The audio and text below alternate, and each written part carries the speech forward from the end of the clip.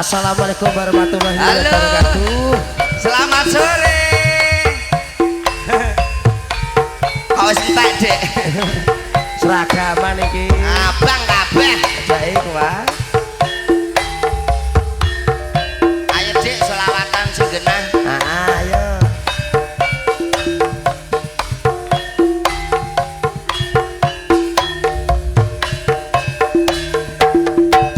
Ayo.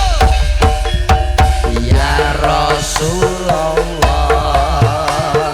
salamun alaihi ya Rabbi asya wa karoti hatta tayasi rodan alami ya uhelaju iwal harami Ayo cepet ya si Dek. ya Tengok nih, enggak, ayo.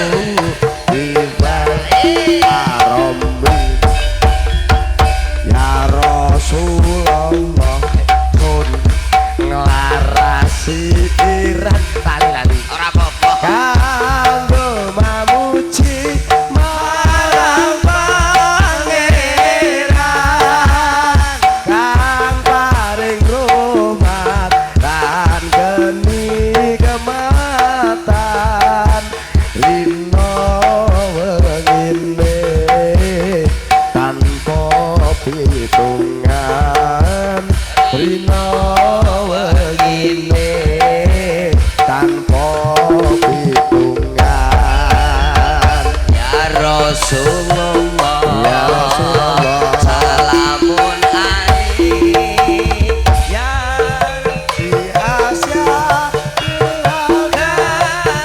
roti apa tayazi rodal alami ya uhai laju diwal harami Ya Uhai laju diwal karami.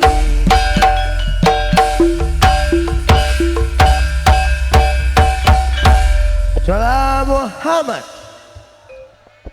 Apa lah? Apa? Ngomong apa kok ora cetoblas? Ora cetok ah. Oh, Muhammad ngono tok ya, Mas. Wong akeh iki tak singkat tok wong acen mboten wis Surabaya ora singkat iku ora. Ana nek ngono disingkat iku. Lah piye kok iso? Ya sing genah. Allahumma sholli Sayyidina Muhammad. Ngono. Lah, Iya ya kok iso ah wong tareh iki ketoprak Jawa kepare. Piye? Mau tak gawakno kabeh pokoke. Grup tayub mau tak gawa ana tayupane, ya Terus? ora. Grup dangdut tak gawa ana dangdutane suwene mbah. lah terus. Ya ta iki kadroh ya tak gawa ana selawatane barang jute. Nek siji sing rambut gawa, Apa? rayem rambut gawa. Ku cewangkemmu ya disuwaki ya kowe. Kandhane dagelan kok kabeh muni digawa malah rai ra digawa. Apa kowe duwe rai? Wong omah nggawa rai jangkep. Alah. Rai ya tak gawa. Ora ana rai nemeran duwe ngono. Endi? Iki. Irung ngono kok. Yo. Cah iki piye cah iki? Putar ra duwe rai kok iso. Piye, Pak? Irung. Iki. Pipi nem pipi iki jenenge pipi ndol mondol pipi. Ya iki raiku mau ndak ning ndi cah. Iki. Iku bathuk ndol. Delok kan. Iki. Oh. Iki. Oh. Kok bola iki lah. Kowe duwe rai. Wong dagelan ora duwe rai kok mlete. Tayub tak gawa, kadroh tak gawa. Alah. Ya padha ae nek ngono. Lah apa nek padha Kowe ae? ya ora duwe rai. Sing ngomong sapa kok ora duwe rai? Rayem ndi? Endi ya? Kowe takok apa, Mang? Rayem ndi? Ya awake nek ngono sumpah Ana apa? kaya celeng. Ora masalah kok celeng daripada kowe. Kaya apa? Kaya wong, Kaya apa? kaya wong. Berarti udah ora wong, Lah iya ora wong. Kowe kaya wong berarti kowe ora wong. Aku kaya celeng isih wong. Nyilih lambemu sih. Lah apa? Tak tuwatape pelem ki lho kok iso lambemu kok. Wong angkas. Ora apa-apa aku ora duwe rai ning aku ora duwe tangan timbang kowe. Lah apa? Wong urip ora duwe tangan. Lho aku kok mah nggawa tangan, ora muni ra nggawa tangan. Ora duwe tangan. Lah iki apa kok ora tangan iki? Telapak iku. Telapak. Iki apa kok ora tangan? Lah iku jenenge sikut. Lah iki apa ora tangan? Driji. Lho, iya. Rumangsaku mau apa omah nggawa tangan ndol. Ala nyatane ya ora duwe tangan dhewe nek karo aku. Lho kowe kok ya nggawa tangan? Gawa. Endi tanganem? Lek no mripatem. Endi leh tangan ndol? Iki lho. Ape buang kok cekiler jotos wonge keperkara nggawa tangan lan orane. Timbange ngene. Jaluk iki karuan kok iso. Ya angkrek malah lara aku jebule. Lha batal Wong kok tukaran kok bendina iki. wis bangetene dak kowe ya. Lah apa? Wong kowe ku asline karo kowe ya dulur. Mbok sing rukun. Lah kudune dak ya ngono men tukaran ae. Awak dhewe ku tunggal mbok dhewe Pak. Nek cara Jawa kuno ku nek ngarani dulur asu. Lho. Tunggal mbok dhewe Pak iku. Juk dulur asu cara Jawa kuno. Dulure sapa? Dulure aku. Asune. Kowe. Sik andel, aku kok bingung kabeh. Wong Jawa iku harine nek mboke padha, bapake dhewe. Iku nek arane dulur asu. Aku dulure. Aku asune. Matur nuwun, Dik. Ora apa-apa pengen ngasuk-ngasukno wong ate mbok dohno wong kene. Jatah iku yo. Lah iya ora masalah, aku dulur asu lah, aku kowe dulure aku asune ora masalah. Kowe nek ora roh ceritane. Ceritane piye? Lho jentreh-jentreh iki gak ora roh sejarahe. Sejarahe piye? Awake dhewe mboke padha lho, Dik. Bapake sing beda wong aku iki mbarep. Wis kalong 1 2 3 4. Kok mbok hitungi, Kalong pira neh kowe? Ayo Adik wis pokoke sing. Ayo. Ngalih kene tak kira nututi ku mau. Lah bangeten kok. Terus Awake dhewe dak dulur. iya.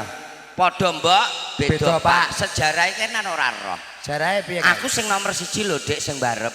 Lah iya, dhisik iku mboke dhewe ku wayune ku sak kampung, sak desa. Dipercaya. Lah kembang desa. Mbokku padha. Lho, lah iya mbokku padha ae. Iku Iya. ayune kembang desa dipek karo kecamatan, Dik. Iya. Iwak duwe anak bali desa. Pos camat.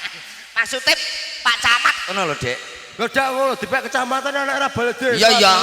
Mboke dhewe kan dipek Pak Camat. Ya. Dirabi karo Pak Camat. Nah, bar kono meteng, Dik. Heeh. Mboke awake dhewe iku meteng lahir. Ya. Metu aku. Wih, potong kampok tucuk luku anake camat. Lho, ane mbok asu-asukno lah ngene iki rumangsa aku iki anake Camat apa? Iya anake camat. Lho, kan sejarahe ngono. Iya. Bareng ngono bapak kapundhut, Dik, bapak ninggal. Innalillahi wa inna Iku ilaihi bapakku, Dik, Pak Camat iku mang ninggal. Camat ninggal. Ibu pikirane bingung. Linglung. Mubeng blonjo ning pasar kepethuk wong edan. Ning pasar Ning kepethuk wong pasar edan. kepethuk wong edan, ibu didemeni wong edan, Dik. La ilaha Ibu illallah. didemeni wong edan, meteng. Kok yo dadi? Lah iya meteng lahir. Sapa? Metu kuwe. Sejarah iku kan awake dhewe padha mboke beda bapak. Coba ceritamu balene pisan kan. Sing pertama iku kan mbokku iku kan dipek Pak Camat. Mbok awak dhewe. Iya, dipek Pak Camat. Terus? Meteng Dik lahir metu aku. Kowe anak Lah camat. aku anake Pak Camat. Melu seneng, Terus bapak kan kapundhut, bapak ninggal. melu bela sungkawa. Ibu pikirane bingung. Lunga metu ning pasar Dik ketemu wong edan. Ning pasar ketemu wong edan. Lho, ibu didemeni wong edan, Dik. Terus Meteng lahir dadi sapa? metu kuwe. Berarti aku anak wong Lah, edan. ya aku ora ngomong lho kuwe lho, iku sejarahe Dik kowe tak andani. Cangkem elek kowe iku. Lho kok cangkem elek piye? Kowe anake camat, aku anake wong edan. Lah daripada aku mbok asu-asukno, Nesu. ya ora nesu aja. Kowe aja nesunan. Heeh. Kaya aku lagi pisan iki Mas Wan mriki. Iya. Sampeyan bolak-balik ya. Malah aku yo mbul, nek ning kene ketane kok pisan iki Dik. Aku mau metu kono, walah aku bingung. Apa? Padahal subet-ubetan tikungan ngiwo-nengen. Mendek tengah sawah. Kowe metu kono bingung. Lah kowe metu. Wah, aku metu kono untunge Dik, aku Dik mang kabeh bar. Sadurunge mangkat rene aku kabeh nek ora aku meteng ngandani. Aku Apa? nek ora aku meteng aku untunge lho. Kowe metu mburi aku metu ngarep. Lah kok iso kene metu kono Wah, meteng? mang kepethuk wong wedok gawedi-gedi. Aku diperkosa ning kono. Lho untunge aku wis kabeh, Dik. Ora tik bakal sentanang ae tenan. Piye? Ora tik bakal lek kowe meteng. Napa? Lah umpama kowe metenge metune liwat endi? Lho, kadang mutah metu anake lho, Dik. Ora ana kok mutah kok metu anake iki kok iso pokoke doa terbaik. Iya, Dik. Kaya aku seneng warga masyarakat kene Mas. Piye? Ndelok ketopake apik-apik ngene. Apik ah. Jejer. Jejer. Ngono kok ora gelem nanggap dhewe ya. Heh? Kok ora gelem nanggap dhewe. Orang lho nanggap dhewe iki urunan warga, Dik. Kerukunan wong ketoprak ya ramene ngene ben keluarga pundi niki? Manding. Keluarga Manding gini ben kersane rukun, ayo rukun urunan ya urunan aja do padha padu. Sing penting Dik, Apa? yo padha ngenyang ketoprak. Kenyang piye lah? Ketoprak wis semene larange kaya dinyang barang. Badak iku wae kurang 200 kok isih kenyang ya Allah. Oh gak ngono. Awake dhewe sing penting rukun. Rukun. Wong awake dhewe rukun ra gawe santosa cerah agawe bubrah. Bener ora kata-kataku? Iya Dek. Iki kowe kok ketane pikiran bingung lah apa? Sumpah aku mbok jak omong-omong kudu ra konsen ae. Lah apa? Wah aku belas ora nyekeli dhuwit. Heh? Belas gak nyekeli dhuwit. Lho dhuwit. nyekel dhuwit kok pengen nyekel dhuwit gampang. Njaluk paham. Diweki ta apa lho iki ning tak pikir jak iku wae. Mangkat trene bensinku wis diskonan. Kedip. Iya. Njaluk dhuwit nggo tuku bensin. Rene. Ora dinehi malah aku dijaluki dhuwit nggo nyaur utang maune. Bangetan lancen. Kowe kepengin entuk dhuwit Pak Am. Lho pengen jane. Kowe angger atut aku dadi dhuwit Pak Am metu iki. Emoh aku natut kowe. Wis go tenang ae. Wong aku tau atut kowe ndak 350 tok. Alah mbok anggap. Happy piye? Oke. Paham. Ya. Apa, Dik? Mbah. Ngomong apa? Taren. Ngomong apa? Jiakrik sih. Bila tenan. Aku pengen mau uasin ngene. Ora tok iku. Ngene ku ora aja bila tenan ah. Sumpah uasin ku pengen. Bila Rene. tenan sih. Kena manut aku. Kena umpas aku. Rene. Sing penting kowe manut aku engko dadi. Tapi piye carane? Kowe mati yo. Mati. Syaratnya kowe mati engko entuk dhuwit. Tak jotosi kowe lho. Mesti kaya Bambangan Sarahan kowe metu apa? Jotosi kowe. Tak jotosi. Lah apa nek mbok jotosi? Wong aku lara tak tambakno ben mari kon mati. Wis go anut etok-etoke. Tak golekno alat. Ora usah anu iki wis wayahe wis kewengen iki. Engko nek ketoprake bar pas Allahu Akbar marah aku ra sida ngimami. Rene. Kok tak watem harkis iki lho. Rene. Jare tok-tokan. Lah apa kowe iki? Kok nggo bundut tenan kowe? Lho iki syarate ben kowe mati. Iku landhep lho, Jo. Alah paling bacok tel ngene mrempul ae kok sorene. Iki engko kekno Pak Am. Terus kekno gombloh, kowe terus gletak. Tak encenge kok nguri. Mbok konange kowe. Tak konangi aku berarti kena pasal pembunuhan engko ndak duwike metu. Oke, Bang. Wes aku tak ning nguri. Nginceng wae nyamene teko ndekne. Penting untuk duit. Oke? Siap. Ya Allah. Golek duit kok angile ngene, Cah. Lho ngene iki lho mbokku kok mentolo makan kaya aku. Kok banget temen. Kowe lapo le? Lapo?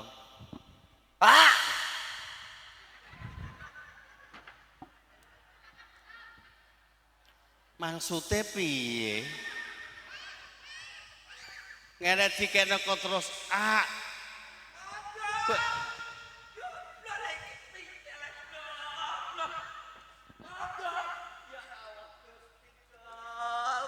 Maksude piye? Bangetan lendol urip mendol kowe kuwi sekno murung rapi barang kok urung sunat dak eman-eman manuk mlendol.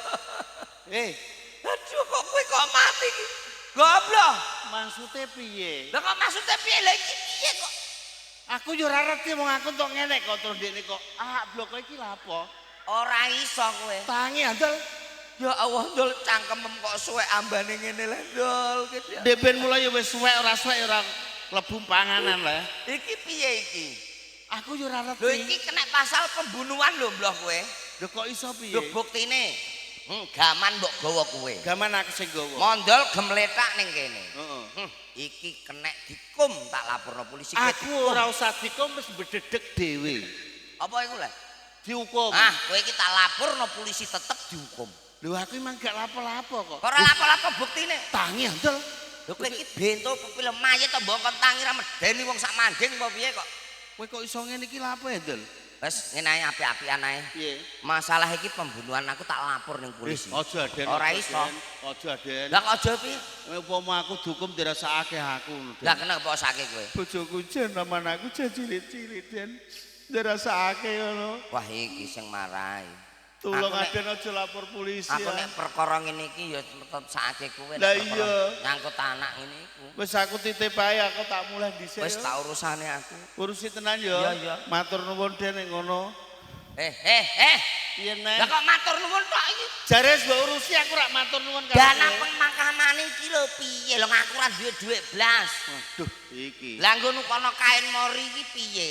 Lah kira-kira kok dikai mori barang lah apa? Lah kok ngeki apa? Aja buntel mori. Apa? Buntel godhong gedang ae. Trolontong badhok kowe dhewe ngono kok iso. Ayo, Ngentekno kono mori. kowe iki malah ngetokno dhuwitku barang lah ndol-ndol. Lah aku nyinggahno wis tenanan kok malah mbok. Kowe gak ikhlas kowe, tak laporno polisi Iya kowe. iya, ngono kok iso nesunani lho, Den. Lho ora perkara ngono iki pembunuhan nek Dhuwit yaene urung ketok belas ngene kok. kowe lho kelapor ketok. Urung ketok yaene. Ketok esuk kapan? Kok pajar. Ancen bayaran kok. Pak. Ayo, Yo, wis wis ah. untuk mori. Iku wis entuk mori iku. Lah kok untuk mori tok nganggur lha iki patoke. Aduh, ora usah pathoki tukon. Heh. Pathoki go debok kae dak wis ah. Tebak ngantem cengelem ngono. Nesu- Patoke lho. Lah. Mbok wae ora iki tak laporno Iya, iya. polisi lho iki. Duwe tak dhewe-dhewekno kok iso mbok takono ae. Wis ah. Atok.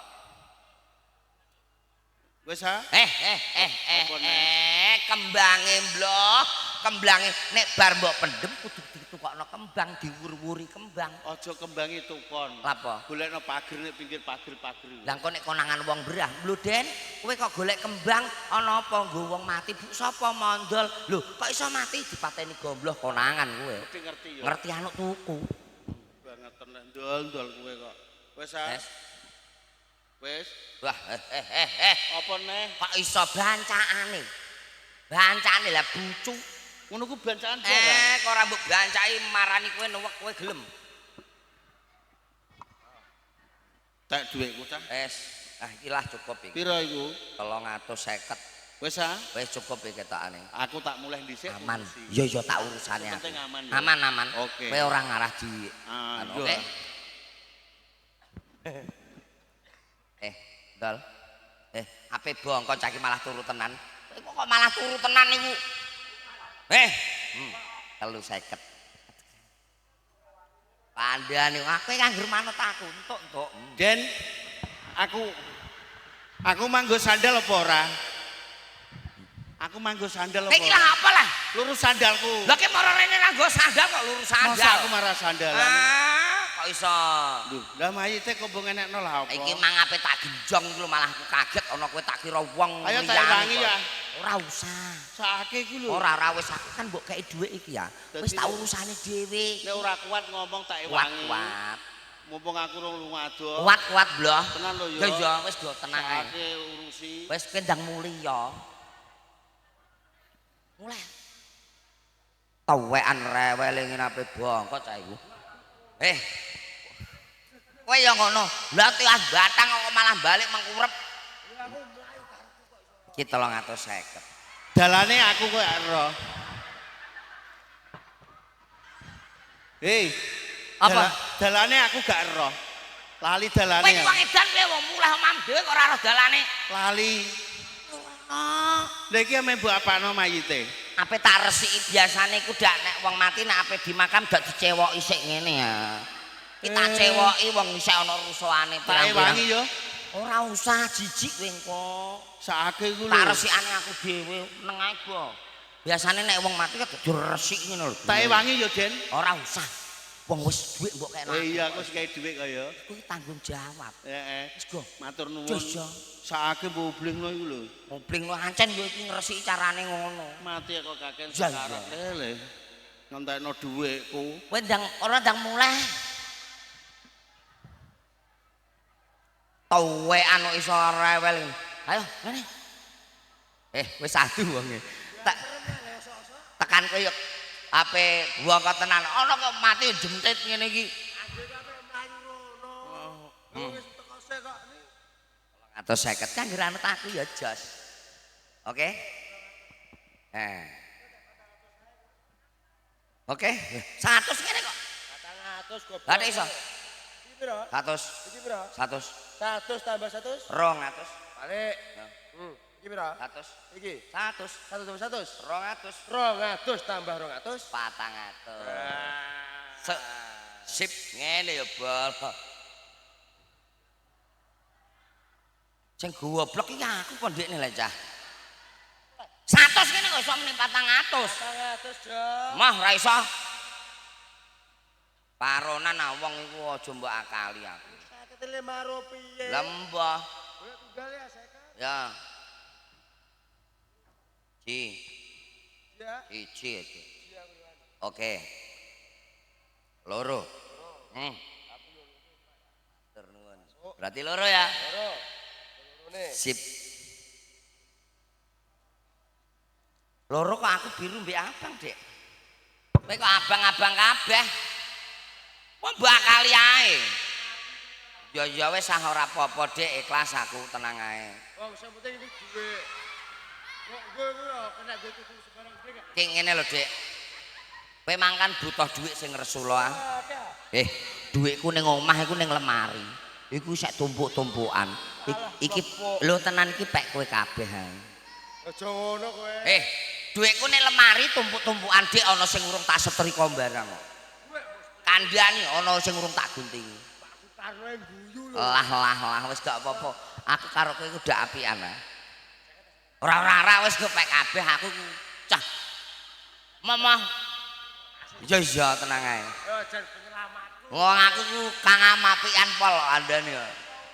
Sahabat sejati aku. Alah. Aku tak lupa sik. Oke, Dek. Gorene dhuwitku. Ame do akal-akalan kowe. Perkara dhuwit kok ame gek mati tenanan iki dhuwitku entek perkara iki jebule. Deni, Apa? kowe mojo macem-macem kowe. Lah kowe ya ngono padha ae. Lah lha apa? Wong pelitem retekan mandul wis tak ngene-ngenekno tak kode. Kok sik dhuwitku 500 kok karek 300 ki nek diparaki 200. Ayo. Balekno saiki. Yo gak ro. Kok ora sing gawa kowe kok gak ro? Aku mau mati, kok iku sing urip takoki. Ndi dhuwitku mang 500. Kowe mang jipuk dhuwit iki kok sapa? Kok mondol. Lah ya mondol takoki kok aku lah. Dhuwitku apa. 500 kok. Sing kowe dhuwit sapa? Kowe nek ora gelem balekno titeni lho. Apa? Sesuk tak pengen mulai selawase kowe. Iya kowe. Ayo. Kok ketok aku gawa sumpah kok ketok. 500 kok le. 500. Ngene ndol. Disekseni danyang manding. Dhuwit 350 kok muni 500. Muga-muga bane mulai bocor kabeh. Amin. Gak sida. Gak sida. Dhuwitku mayu dhuwitku mayu 300 kok le. Iya, Bu. Oh gak sida. Dhuwitku 300 aku tenan. Pak. Nggih. Durane patang kowe padha karo wali siji. Oh, andane. Wis Ojo. kene ae, Dek, ayo do rasah mikir bacok-bacokan Nggih. awake dhewe do rukun. Likur iki mang panitia kalau Mas Al Rabiah. Pak Guru. Ngene lho. Iya. Slogane kan apik. Apik. Al Rabiah syuting. Oh gak rapi, ora ah. Allah, oso. Allah. Ora rabi ora ae. Al Rabiah syuting. Iku adalah apa iku? Lapa niku pemunditan apa kak lalian? Wonten kembang rawe. Kembang rawe. Ale sreuning mau, heeh. Sireuning. Pun ropel, Mas. Dirapel dunggahno. Langsung ae. Dimetele saja. Dimetle. Wancine wis wengi. Ya. Silongkas ana azan maghrib. Endi? Niki konjuk katur sedaya kemawon kang tasih mriki awake dhewe paring ndedonga mugi warga Manding sangsaya rukun, sangsaya kompak, benjang saged ngrawuhke ketoprak agung budaya sing luwih rame meneh. Nggih. Mugi kerukunan tansah terjamin. Menika kagem panitia monggo dipun aturi Kembang rawe. Sreuning. Sreuning. Langsung. Lha kita pakai sampai